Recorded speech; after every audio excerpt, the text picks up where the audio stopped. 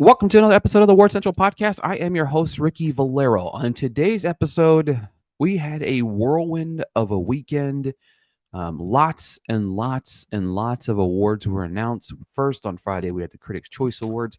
Last night, late into the wee hours of the morning, we had DGA and PGA announcing their winners. And my goodness, there is a lot to talk about. There's a lot of different winners that shocked the world. Friday, the Critics' Choice, my fellow voters, shocked the world with several different nominations. DGA, PGA, and Critics' Choice have breathed life into a film that we all thought was dead. And a lot of that went down. And Benji and I shared a lot of text messages of what the fuck? Oh my God, what is happening? That was a lot of our text messages this weekend. But as always, I'm joined by my partner here. Benji, how are you, man? Very good, thank you, sir. Must apologise to anyone who's watching on video format. My lighting isn't the best. This was a very last-minute thing, just because we're both very, very overwhelmed right now, and we just kind of need to, we need to talk. We need to let it all out. This is like our therapy almost. But yeah, no, I'm happy to be here. Thank you for having me back. Yeah. So just for those of you at home, let me explain to you something that was crazy, right? So on Friday night, and I'm not going to reveal what it was yet, but we're going back and forth. Um, you know, somebody wins Best Director at Critics' Choice. You say basically, "Wow," and then you go, "Anora is fucked," and then 18 minutes later, I sent you a message that said, "What?" And you said, "Good night." And it was just, yeah, it was just insane, an insane weekend that we plan on breaking down for you guys. Obviously, we can start from Friday with the Critics' Choice Awards. I'll go through some of the winners. Some of the winners that aren't so surprising, and then we'll start talking about some of the big shocks of the night, I guess you could say. Let's see here. All right, so for some of the below the line stuff that's not too entirely shocking, best song LML that won. Obviously, everybody keeps on bringing up the caveat of this was voted on before. This was voted on before the controversy. It's before the controversy. I understand that, but this is my thing. Please, if you're going to edit your voting for a film based on some offline controversy to quote unquote screw over Zoe Saldana, who really does give the performance of a lifetime, like that's really kind of messed up. You know what I mean? Mm-hmm. Like, leave Zoe, please leave Zoe out of this. Like, she deserves this moment and deserves this Oscar. You know what I mean? So, at any time Amelia Perez won online, it was like, oh my God, you guys are idiots. How could you award this movie? Blah, blah, blah, blah. Even though people already hate it outside of, what it is. But Benji was happy with best score winner, which, I mean, won best score. Was It's over winning the best score fucking moon. everywhere. Apart It's from winning the best score Oscars. everywhere, but not nominated for an Oscar. So, best foreign language film, Amelia Perez. I think it was obvious. Most hilarious thing of the night, best comedy was a tie between A Real Pain and Deadpool and Wolverine. Two polar opposites films. That was hilarious. Yep, that was very unique. There's usually a tie every year, and last year there wasn't. I was watching this year and I was like, oh, I hope we get a really good tie. And it turned out to be like the most kind of generic tie ever. But never mind. I mean, to be fair, I like both movies a lot, so I'm not mad about it. Animated feature, The Wild Robot. It's a film that had kind of, I wouldn't say fallen off. People are still predicting it to win the Oscar, but it got a big boost this weekend, right? Critics' Choice always go with the most, the one that's the biggest front runner, that's also closest to a blockbuster. They were never going to go with Flow. Annie's was last night, and they went with The Wild Robot. If there's going to be any competition now for Flow to still win the Oscar, if they win BAFTA, I might predict it, because to be fair, that was the exact same thing that happened last year with The Boy and Aaron. For sure. All right. Best visual effects, Dune Part 2, which was the only award it won all night. Very, very heartbroken over that. Crushed. My soul was crushed. My favorite movie of last year. Best hair and makeup, no surprise, The Substance. Best costume design, best production design was Wicked. No surprise there. And Best to anybody editing. that's trying to say that a brutalist is going to come and take production design, you need to grow up and start learning to behave. Best editing was a shock, though. Challengers. That was definitely. I after the pod, and I've got proof for anyone who's calling me a liar. I did He's a actually change liar. my predictions on online to actually being challenges. And just kind of a spoiler ahead for what Ricky's probably just about to say. Also changed my cinematography prediction to Nosferatu, so I am very pleased with myself. But yes, I mean, I guess on the surface, it wasn't the most predictable thing in the world. Nosferatu is a great win too for cinematography. A phenomenal win for best. All right, best young actress Maisie Stella for My Old Ass, which makes me really happy. I think that's the only nomination I think of the night. That no, I'm just kidding. It's Zoe Saldana, Kieran Culkin too, but Maisie Stella that's a phenomenal win for me. I love her. I love that movie. I think she's phenomenal in that movie. And then we moved into some of the bigger categories: best acting ensemble, Conclave. Best adapted screenplay went to Conclave, which is going to run away with the Oscar. Best original screenplay. Benji was very, very excited about this one. Oh yes, Spargat wins this for The made my night. Substance. The best. I know this is where me and Ricky completely disagree, but that is the best original screenplay of the year. Like, I know there's a lot of Anora stands out there. I'm sorry that you didn't get to have all of your cake, but yeah, yes, I want to see it go on to win the Oscar so bad. Yeah, no, I think Anora's winning the Oscar, but We'll especially after this weekend. But I digress. All right, the biggest we'll save the shock of the night for a minute. Best supporting actress Zoe Saldana, beautiful. Kieran Culkin, a real pain, no surprise. Those two are winning the Oscars. Stop trying to convince anybody to do anything else. Those two are winning the Oscar. I still think Zoe's going to win regardless of the drama. And actor and actress. Actor, I'm slowly but surely confidently thinking that Adrian Brody's taking home his second Oscar as he continues to sweep the season. Best actress, Demi Moore. When she won Critics' Choice, I was throwing away the towel and saying, you know what, Demi's winning the Oscar, and I was done. But after this crazy weekend, I'm back into the Mikey train. So it's a tricky one. I mean, the thing is that BAFTAs, I can just see loving the idea of giving Demi Moore the win. BAFTA's been around for a while. Demi Moore's been around for a while. It kind of seems like the right thing for them to do.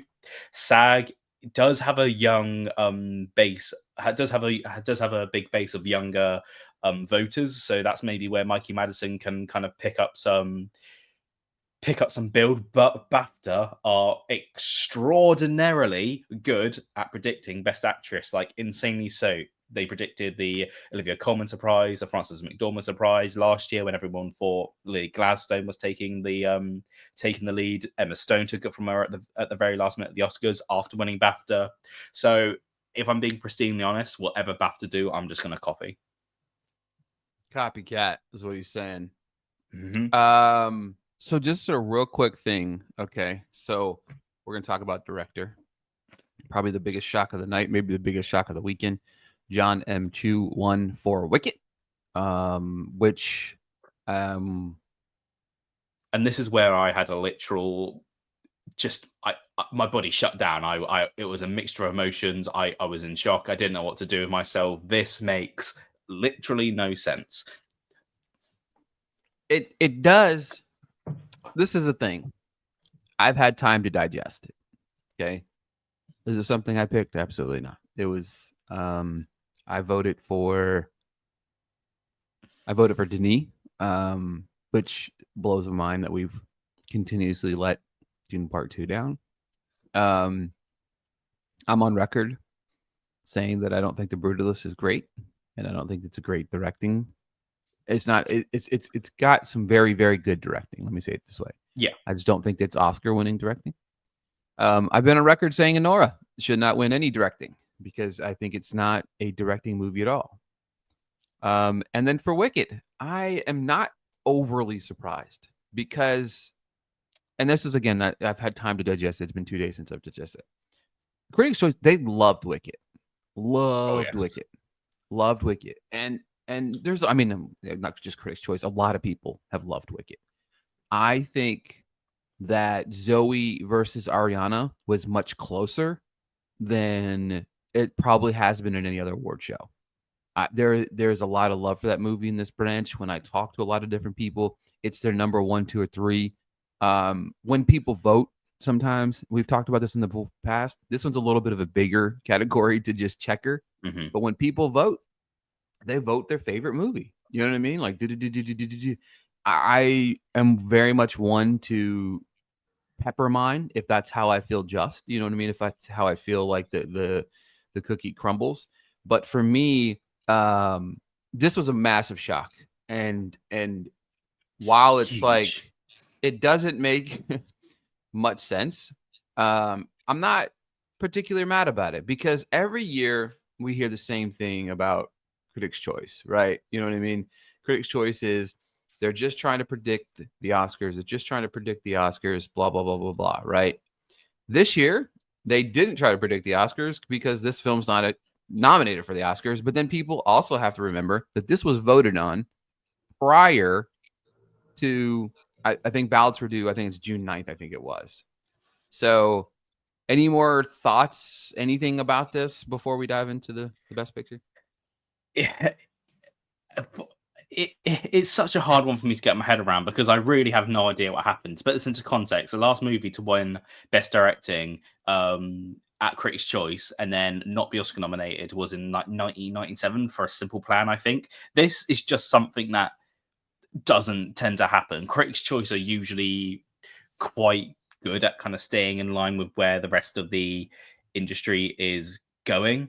So my only guess is kind of like how and why it won was that, you know, it's a big movie, it's got a lot attached to it, it's a kind of a big spectacle, probably the if not the second biggest budget out of all these nominees, and they looked at Wicked and they thought, well, you know, big movie, directory, blah blah blah blah, tick vote. And that's not me saying shit about the Critics' Choice voters. I know a lot of them personally, one of which is on the call with me right now, but that's the only way I can justify kind of in my head how and what happened.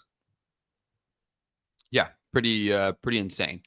And then of course we had the final win of the night, which Anora doesn't win a single thing all night. There's no way it's gonna win anything else, right? It's not gonna. There's no way it's gonna walk away empty-handed, just like it did at the Globes.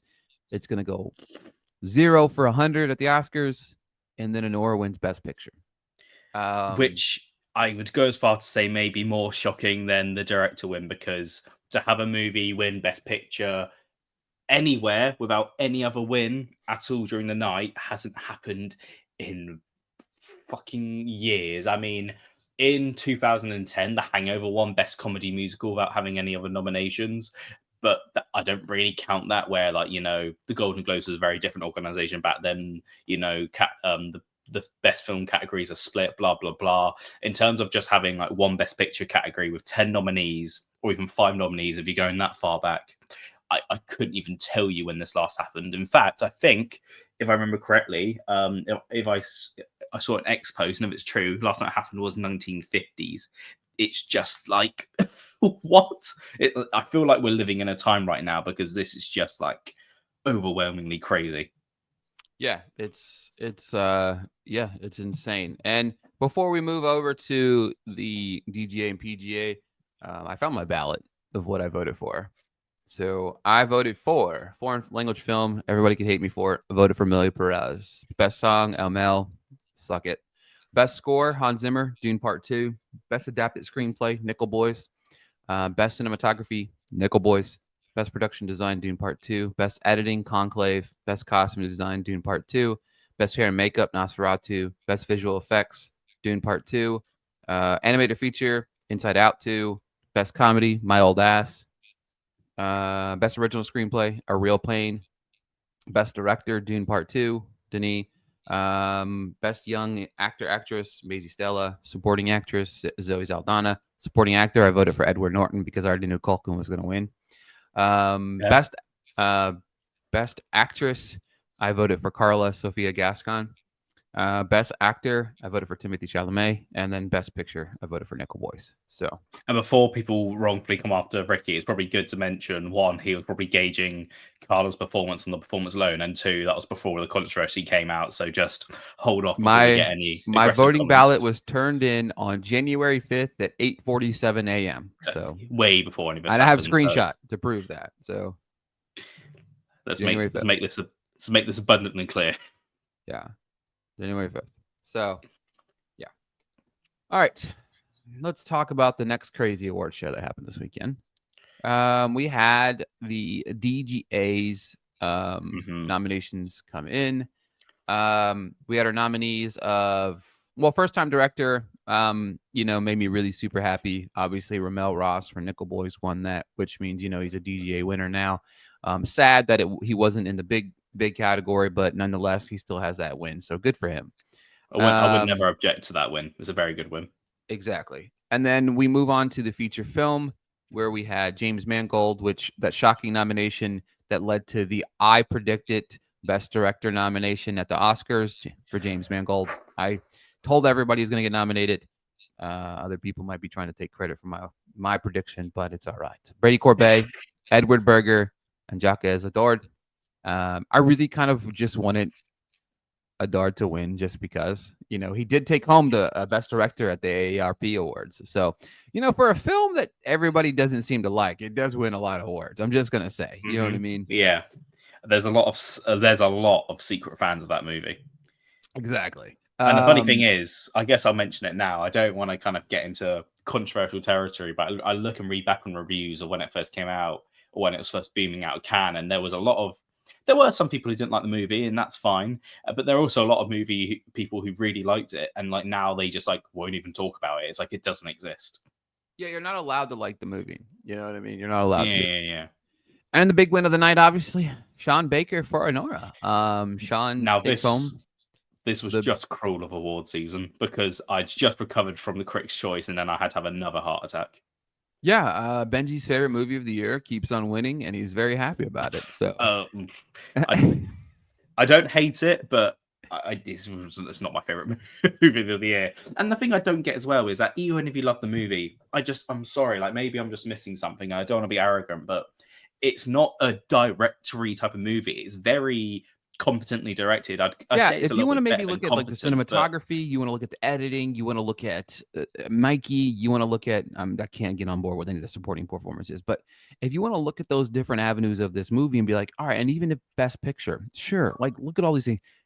I agree, it's just not a director film. And what I don't fucking understand as well is that even people who like it, they all complain that it's too long and scenes drag on, blah blah blah. And all of that comes down to Sean Baker because he's the director and the editor. It's a 2 hour 10-minute movie that should be an hour and 45 minutes that just goes on for too long. Most people agree with me on this. It's like the number one complaint that people have, even people love the movie. And now he wins this, and everyone's acting like it's the best thing since Bong Joon-ho. And I just don't get it. I really just don't get it. And DGA tends to line up really well. It does. It only once in the past 10 years has it not lined up with the Oscars, and that was Bong Joon-ho. But I don't want to lie. I am going to predict Sean Baker now because it'd be silly not to. But I'm also sensing for these reasons that there could still be an upset at the Oscars because this just doesn't. It just maybe I just need to get over it, and maybe I am biased, but I just don't get it. Yeah, I don't either, and yeah, yeah, and the night continued obviously at PGA. PGA gave Wild Robot the win, which obviously another big win for that movie as we head into inch closer and closer to the Oscars. Theatrical film for a documentary, Superman, the Christopher Reeve story. Very overrated movie. And then of course, haven't actually seen it. I must confess. We had the big win of the night, outstanding producer of the theatrical motion pictures. They bounced from DGA and jumped right on over to the PGA to win, and Anora won for PGA. Which again, a weekend of a lifetime for Anora, considering on February 11th, the Oscar voting opens. Hmm. And the Screen Actor Guild voting closes on February 21st. So there is a lot that this helps as people are watching it. Man, maybe I need to go give Anora another chance before I vote again. You know what I mean? So PGA win for Anora. Thoughts? I don't hate this one as much. Like, I do get it. Like, at the end of the day, like, my opinion isn't the only one that matters. I like the movie. It's a 7 out of 10 to me. I know it's got a big fan base around it, so Anora winning PGA, I'm fine with. I don't find it anywhere near as confusing and egregious as DGA does. Is it what I would have voted for? No. If I was to rank it on my ballot, it'll probably come out like number 5. But there's a couple more movies in this lineup that I would have hated more to see win. So in the grand scheme of things, it's not the worst win ever. I'm very, very, very curious now. The fact that Anora's had the weekend that it's had, and the fact that it's coming right on top of when Oscar voting begins, whether that will help it or whether there is still time for an upset. But yeah, it's an okay win. It's not the worst. It's not. I don't know how you feel about me saying this, but it's not as bad as Coda. Oh, nothing's as bad as that. Yeah. So obviously, as we mentioned, some of the big things to know of that's coming around the corner. February 11th, the Oscar final voting opens up. We've got a couple of different award shows. Makeup, hairstyles in there, ADGs in there. Writer Guild is right around the corner. BAFTA is obviously February 16th, but voting for BAFTA is already closed, I do believe. Oscar final voting closes on February the 18th. And then SAG final voting closes on February 21st. And then, of course, SAG is on February 23rd, followed by the Oscar ceremony on March the 2nd. So as we continue here, we still have quite a few busy weekend. Well, BAFTA's next weekend, SAG's the following weekend, the Oscars is the following weekend. So a bang, bang, bang, bang, bang. Sunday, Sunday, Sunday, award show. Should be interesting. Those, BAFTA, as Benji mentioned, BAFTA and SAG will definitely influence a lot of predictions, and it will be definitely interesting to see how it shapes things up. And so, with the huge awards situation as it unfolds, how do you see SAG playing out? Maybe we're not going to do SAG predictions or whatever, but how do you feel about SAG now when it comes to some of these acting categories and some of the other things? I think Ensemble's probably still going to go to Conclave. I think Conclave is safer. What I'm very, very, very, very, very curious to see from SAG is how actually, apart from supporting actor, all the categories, because I think leading actors are now a race between Adrian Brody and Timothy Chalamet. Supporting actress, I'm very curious to see whether they go Ariana Grande over Zoe Saldana. And leading actress, with all that's happened, is this going to follow? Is now Mikey Madison going to win, or is Demi Moore going to kind of continue that train of love and support, if you like? So I'm not really sure how I feel about going to SAGs, and to be honest, I don't really think it's going to go a certain way because I think it's just so 50-50. But I guess just kind of what I would say to people is, I know that I know some people have certain feelings about certain movies. It's been quite a controversial ceremony, but from the mistakes I've seen other people make, don't kind of get so swayed in your bias, how you feel. Be open, be honest, look at the way things are going and predict accordingly. Yeah, I mean, I feel pretty good about Conclave taking home cast. I feel pretty good with Zoe winning still. I think she's going to win regardless. I really do feel like she's going to sweep the season. I'm hoping that people continue to push the film regardless of the controversy around the film. I think Culkin's going to win. I think those two cases are locked. I am interested to see what they do with Mail, because I feel like if Brody wins, that's just the nail in the coffin. I feel like it almost is already. And I feel like Brody could win. Also see Rafe, a scenario where Rafe maybe wins. SAG. Would be that would be awesome. That would be what I'd vote for.